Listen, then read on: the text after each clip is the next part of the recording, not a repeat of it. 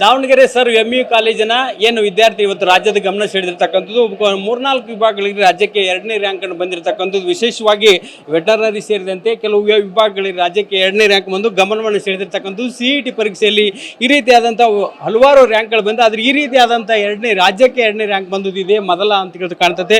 ವಿಶೇಷವಾಗಿ ಏನು ಹೇಳಕ್ಕೆ ಇಷ್ಟಪಡ್ತೀವಿ ಅಮ್ಮ, ಇಷ್ಟು ರ್ಯಾಂಕ್ ಬಂದು ಫಸ್ಟ್ ರಿಯಾಕ್ಷನ್ ಏನು ನಿಂದು? ನನಗೆ ಆ್ಯಕ್ಚುಲಿ ತುಂಬ ಖುಷಿ ಆಯಿತು ಸೆಕೆಂಡ್ ರ್ಯಾಂಕ್ ನೋಡಿ. ನಾನು ಆ್ಯಕ್ಚುಲಿ 10 ಒಳಗೆ ಬರುತ್ತೆ ಅಂತ ಎಕ್ಸ್ಪೆಕ್ಟ್ ಮಾಡಿದ್ದೆ, ಬಟ್ ಸೆಕೆಂಡ್ ರ್ಯಾಂಕ್ ಆ್ಯಕ್ಚುಲಿ ತುಂಬ ಸರ್ಪ್ರೈಸ್ ಆಯಿತು ಮತ್ತು ತುಂಬ ಸಂತೋಷ ಆಗ್ತಿದೆ. ಇದೆಲ್ಲ ನನ್ನ ಟೀಚರ್ಸಿಂದ ಆಯಿತು ಅಂತ ನಾನು ಹೇಳೋಕ್ಕೆ ಇಷ್ಟಪಡ್ತೀನಿ. ಅವರು ನಮಗೆ ಹೇಳ್ಕೊಡೋದಾಗಿರಲಿ, ಪಾಠ ಮಾಡಿದ್ದಾಗಿರಲಿ, ಮತ್ತು ಅವ್ರು ಟೈಮ್ ಟು ಟೈಮ್ ಮೋಟಿವೇಶನ್ ನಾನು ಇಲ್ಲಿ ತನಕ ತಗೊಂಬಂದಿರೋದು ಅಂತ ಹೇಳ್ತೀನಿ. ಪ್ರತಿ ಸಲ ನಿನ್ಗಿಂದ ಆಗುತ್ತೆ, ನಿನ್ನಿಂದ ನೀನು ಅಂದ್ಕೊಂಡಿದ್ದಕ್ಕಿಂತ ಜಾಸ್ತಿ ಆಗುತ್ತೆ ಮಾಡು ಅಂತ ಹೇಳ್ತಾರಲ್ಲ, ಅದೇ ನಾನು ಇಲ್ಲಿ ತನಕ ತಗೊಂಬಂದಿರೋದು ಅಂತೀನಿ. ಮತ್ತು ಇಲ್ಲಿನ ಪ್ಲ್ಯಾನ್ಸ್ ಆ್ಯಕ್ಚುಲಿ ನನಗೆ ಭಾಳ ಹೆಲ್ಪ್ ಆಯಿತು, ಇಷ್ಟ ಆಯಿತು ಕೂಡ. ಯಾಕೆಂದರೆ ಇಲ್ಲಿ ನಮಗೆ ಪ್ರತಿ ಸಂಡೇ ಎಕ್ಸಾಮ್ ನಡೀತಾ ಇರುತ್ತೆ.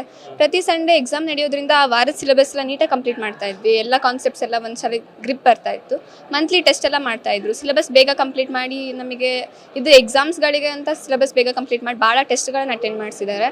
ಈ ಟೆಸ್ಟ್ಗಳು ಅಟೆಂಡ್ ಮಾಡೋದ್ರಿಂದ ನಮಗೆ ಎಕ್ಸಾಮ್ನ ಹೇಗೆ ಬರಿಬೇಕು ಅನ್ನೋದಾಗಿರಲಿ, ಟೈಮ್ ಮ್ಯಾನೇಜ್ಮೆಂಟ್ ಆಗಿರಲಿ ಎಲ್ಲ ತುಂಬ ಚೆನ್ನಾಗಿ ಪ್ರಾಕ್ಟೀಸ್ ಆಯಿತು. ವಿಶೇಷವಾಗಿ ಇವತ್ತಿನ ಮಕ್ಕಳೆಲ್ಲ ಬರೀ ಮೊಬೈಲಲ್ಲೇ ಬ್ಯುಸಿ ಇರ್ತಾರಮ್ಮ. ನೀ ಹೆಂಗೆ ಮೊಬೈಲಲ್ಲಿ ಯೂಸ್ ಮಾಡ್ತಿದ್ಯಾ, ಹೆಂಗೆ ಮಾಡ್ತಿದ್ಯಾ? ಅಂದರೆ ಮೊಬೈಲ್ ಎಲ್ಲರಿಗೂ ಡಿಸ್ಟ್ರಾಕ್ಷನ್ಸ್ ಇರುತ್ತೆ, ನನಗೂ ಇದೆ ಆಯಿತಾ, ಇಲ್ಲ ಅಂತ ಹೇಳೋದಿಲ್ಲ. ಬಟ್ ಏನು ಅಂದರೆ ಲೈಫಲ್ಲಿ ಒಂದು ಇರುತ್ತೆ ಅಲ್ವಾ, ಸೀರಿಯಸ್ನೆಸ್, ಯಾವಾಗ ಒಂದು ಗೋಲ್ ಇರುತ್ತಲ್ಲ ಅವಾಗ ಸ್ವಲ್ಪ ಸೀರಿಯಸ್ನೆಸ್ ಇರಬೇಕು ಅಂತ ನಾನು ಹೇಳ್ತೀನಿ. ಯಾಕೆಂದರೆ ಬರೀ ಅಂದ್ಕೊಂಡ್ರೆ ಆಗೋದಿಲ್ಲ, ಅದಕ್ಕೋಸ್ಕರ ಹಾರ್ಡ್ ವರ್ಕ್ ಮಾಡಲೇಬೇಕಾಗುತ್ತೆ. ಆಮೇಲೆ ಅದು ಡಿಸ್ಟ್ರಾಕ್ಷನ್ಸ್ ಓವರ್ಕಮ್ ಮಾಡೋದೇ ಈ ಜರ್ನಿ. ಆ್ಯಕ್ಚುಲಿ 2 years ನಾವು ಹೆಂಗೆ ಓದ್ತೀವಿ ಅನ್ನೋದ್ರ ಜೊತೆ ಏನೇನು ಡಿಸ್ಟ್ರಾಕ್ಷನ್ಸ್ ಬರುತ್ತಲ್ಲ ಅದರಿಂದ ಹೆಂಗೆ ಓವರ್ಕಮ್ ಮಾಡಬೇಕು ಅನ್ನೋದು ಕೂಡ ಭಾಳ ಮ್ಯಾಟರ್ ಆಗುತ್ತೆ.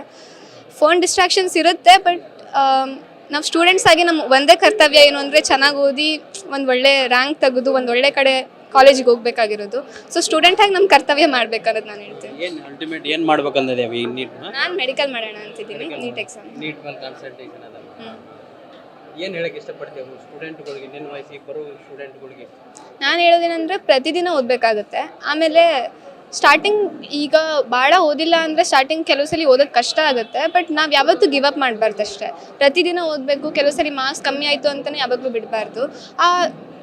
ಇಲ್ಲಿ ಅಪ್ಸ್ ಆ್ಯಂಡ್ ಡೌನ್ಸ್ ಎಲ್ಲ ಭಾಳ ಇದ್ದೇ ಇರುತ್ತೆ, ಬಟ್ ಅವನ್ನೆಲ್ಲ ಓವರ್ಕಮ್ ಮಾಡಿ ನಾವು ಓದಬೇಕನ್ನೋದು ಹೇಳ್ತೀನಿ ಅಷ್ಟೇ. ಆಮೇಲೆ ಭಾಳ ಟೆಸ್ಟ್ ಅಟೆಂಡ್ ಮಾಡೋದ್ರಿಂದ ಎಕ್ಸಾಮ್ಸ್ನ ನೀಟಾಗಿ ಹೆಲ್ಪ್ ಭಾಳ ಆಗುತ್ತೆ. ಎಕ್ಸಾಮ್ಸಲ್ಲಿ ಚೆನ್ನಾಗಿ ಬರೆಯೋದು ಮತ್ತು ಕಾನ್ಫಿಡೆನ್ಸ್ ಎಲ್ಲ ಭಾಳ ಇಂಪ್ರೂವ್ ಆಗುತ್ತೆ. ಎಕ್ಸಾಮ್ಸ್ ಭಾಳ ಅಟೆಂಡ್ ಮಾಡಬೇಕು. ತಾಯಿ ಅಂದ್ರೆ ದೊಡ್ಡದು, ಇದು ಶಕ್ತಿ ದೊಡ್ಡದಾ. ನಿನ್ನ ಮಗಳು ಇವತ್ತು ರ್ಯಾಂಕ್ ಬಂದಾಳೆ, ಏನು ಅನ್ಸೋದು? ನಿನ್ನ ರಿಯಾಕ್ಷನ್ ಏನಮ್ಮ? ಸರ್ ತುಂಬ ಖುಷಿಯಾಗಿದೆ ಸರ್. ಇವತ್ತು ಸ್ಟೇಟಿಗೆ ಸೆಕೆಂಡ್ ರ್ಯಾಂಕ್ ಬಂದಿದ್ದಾಳೆ ಅಂದರೆ ನಮ್ಮ ಸಪೋರ್ಟ್ ಎಷ್ಟಿದೆ, ಅದಕ್ಕೆ ಕಾಲೇಜ್ನವರು, ಲೆಕ್ಚರ್ಸು, ಅವ್ರ ಸಪೋರ್ಟ್ ತುಂಬ ಇದೆ ಸರ್. ಅದಕ್ಕೆ ನಾನು ಅವರಿಗೆ ಫಸ್ಟ್ ಥ್ಯಾಂಕ್ಸ್ ಹೇಳ್ತೀನಿ. ಇಲ್ಲ ಸರ್, ಏನಿಲ್ಲ ಸರ್, ಇಲ್ಲ ಸರ್, ದಿನಕ್ಕೊಂದು 5 ರಿಂದ 10 ನಿಮಿಷ ನೋಡಿದ್ರೆ ಹೆಚ್ಚು ಸರ್, ನೋಡೋದೇ ಇಲ್ಲ ನೋಡೋದು. ಇಲ್ಲ ಸರ್, ಇಲ್ಲ ಬರೀ ಓದೋದು. ಅವಳು ಮೊದಲೇ ಚಿಕ್ಕವಳು ಇದ್ದಾಗಿನಿಂದನೂ ಅವಳಿಗೆ ಓದೋದು ಒಂದು ಸ್ವಲ್ಪ ಅಭ್ಯಾಸ ಜಾಸ್ತಿ ಇದೆ, ತುಂಬ ಆಸಕ್ತಿ ಸರ್ ಓದಬೇಕು ಅಂತ. ಅವಳು ಏನು ಗೋಲ್ ಇಟ್ಕೊಂತಾಳೆ ಅದನ್ನ ರೀಚ್ ಮಾಡಬೇಕು. ಇಷ್ಟು ಅವರ್ ಓದಬೇಕಂದ್ರೆ ಓದಬೇಕು. ಅವಳು ಬಂದು ಒಂದು 10 minutes ರೆಸ್ಟ್ ಮಾಡಿ ಮತ್ತೆಲ್ಲ ಓದಲಿಕ್ಕೆ ಸ್ಟಾರ್ಟ್ ಮಾಡ್ತಾ ಇದ್ಲು ಸರ್. ತುಂಬ ಹಾರ್ಡ್. ವಿಶೇಷವಾಗಿ ಅಪ್ಪ ಒಂಥರ ಭಾವುಕರಾಗಿದ್ರಿ. ಇದೇ ನೋಡಿದೆ ನಾನು, ನೀವು ಭಾವುಕರಾಗಿದ್ರಿ. ಹಳ್ಳಿಯಿಂದ ಬಂದವರು ಮಕ್ಕಳು ಈ ಥರ ರಾಜ್ಯದ ಗಮನ ಸೆಳೆದಾಳ ಮಗಳು, ಏನು ಅನಿಸ್ತದೆ ನಿಮಗೆ? ಇಲ್ಲ, ತುಂಬ ಖುಷಿ ಆಯಿತು.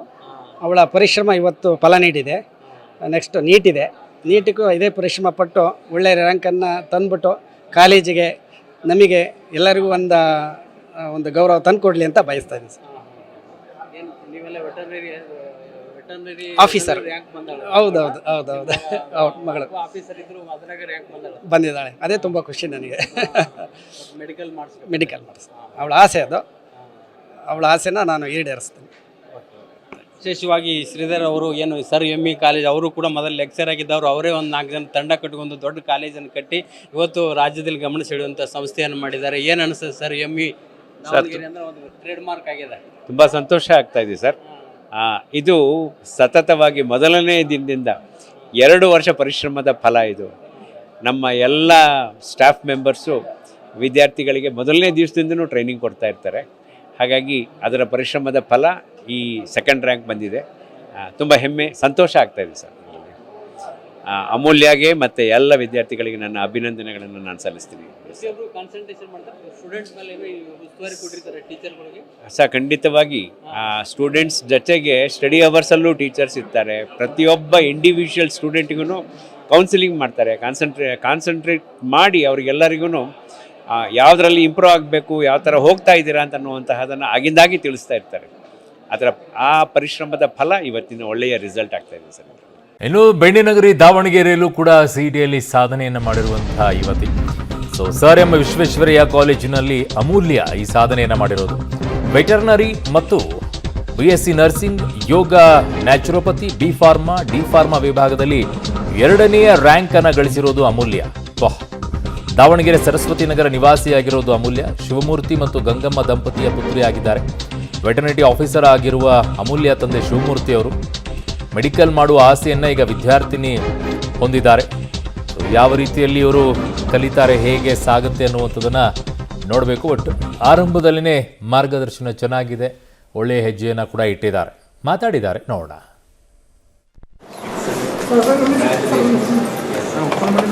CET ಪರೀಕ್ಷೆಯಲ್ಲಿ ರಾಜ್ಯಕ್ಕೆ 2ನೇ ಸ್ಥಾನವನ್ನು ಕೂಡ ದಾವಣಗೆರೆಯ ಸರ್ ಎಂ PU ಕಾಲೇಜ್ ಪಡೆದಿರುವಂಥ ಹಿನ್ನೆಲೆಯಲ್ಲಿ ಸಾಕಷ್ಟು ಸಂಭ್ರಮ ಕೂಡ ಕಾಲೇಜಲ್ಲಿ ಮನೆ ಮಾಡಿರುವಂಥ ನಾವು ದೃಶ್ಯವನ್ನು ನೋಡಿದಾಗಿದ್ದನು. ವಿದ್ಯಾರ್ಥಿನಿ ಅಮೂಲ್ಯ ಅವರು ಅಂದರೆ ರಾಜ್ಯಕ್ಕೆ 2ನೇ ಸ್ಥಾನ ಪಡೆದಿರುವಂಥ ಹಿನ್ನೆಲೆಯಲ್ಲಿ ಅವರ ಪೋಷಕರಾಗಿರೋದು ಮತ್ತು ಲೆಕ್ಚರ್ಸ್ ಕೂಡ ಸಾಕಷ್ಟು ಅಭಿನಂದನೆ ಕೂಡ ಸಲ್ಲಿಸ್ತಾ ಇರುವಂಥದ್ದು. ಇದ್ರಿಗೆ ಮಾತಾಡೋದಕ್ಕೋಸ್ಕರ ಅಮೂಲ್ಯ ಅವರು ನಮ್ಮ ಜೊತೆ ಇದ್ದಾರೆ. ಹೇಳಮ್ಮ, ಒಂದು ಸೆಕೆಂಡ್ ಕಂಗ್ರ್ಯಾಚುಲೇಷನ್. ಯಾವ ರೀತಿಯಾಗಿ ಓದಿದ್ರಿ ಅನ್ನುವಂಥದ್ದು? ನಾನು ಆ್ಯಕ್ಚುಲಿ ಎಲ್ಲ ಸರ್ ಎಂ ಅವ್ರು ಹೇಗೆ ಹೇಳಿದ್ರು ಅದೇ ರೀತಿಯೇ ಓದಿರೋದು. ನಮಗೆ ಪ್ರತಿ ಸಂಡೇ ಎಲ್ಲ ಎಕ್ಸಾಮ್ ಇರ್ತಿತ್ತಲ್ವಾ, ಸೊ ಅದಕ್ಕೆ ಓದ್ತಾ ಇದ್ವಿ. ಮಂತ್ಲಿ ಎಕ್ಸಾಮ್ಸ್ ಮಾಡ್ತಾಯಿದ್ರು, ಅಂದರೆ ಆ ಮಂತಿಂದ ಏನು ಸಿಲೆಬಸ್ ಇದೆಯೋ ಅದ್ರ ಮೇಲೆ ಮಾತ್ರ. ಸೊ ಅದೇನಾಗ್ತಿತ್ತು ಅಂದರೆ ನಾವು ಪ್ರತಿ ವಾರ ಓದೋದು, ಪ್ರತಿ ಮಂತ್ ಇನ್ನೊಂದು ಸರಿ ಓದೋದು, ಮತ್ತೆ ಅವಾಗವಾಗ ಗ್ರಾಂಡ್ ಟೆಸ್ಟ್ ಬರೆಯೋದ್ರಿಂದ ಆ ಕಾನ್ಸೆಪ್ಟ್ಸ್ ಎಲ್ಲ ಭಾಳ ನೀಟಾಗಿ ಅರ್ಥ ಆಗಿ ಅದೇ ಮೆಮೊರೈಸ್ ಆಗಂಗೆ ಆಗಿಬಿಟ್ಟಿದೆ. ಆಮೇಲೆ CETಗೆ ಎಸ್ಪೆಷಲಿ ಹೇಳೋದಾದರೆ ನಮಗೆ 60 ಮಿನಿಟ್ಸಿಗೋಸ್ಕರನೇ ಪ್ರಾಕ್ಟೀಸ್ ಮಾಡಿಸ್ತಾಯಿದ್ರು. 70 ಮಿನಿಟ್ಸ್ ಪೇಪರ್ ಇದ್ದರೂ ಕೂಡ ನಮಗೆ 60 ಮಿನಿಟ್ಸ್ 50 ಮಿನಿಟ್ಸ್ ರೇಂಜಿಗೆ ಬರೆಯೋಂಗೆ ಪ್ರಾಕ್ಟೀಸ್ ಮಾಡಿಸ್ತಿದ್ರು. ಸಿಇಟಿಯಲ್ಲಿ ಬೆಣ್ಣೆನಗರಿ ದಾವಣಗೆರೆ ಯುವತಿಯ ಸಾಧನೆ.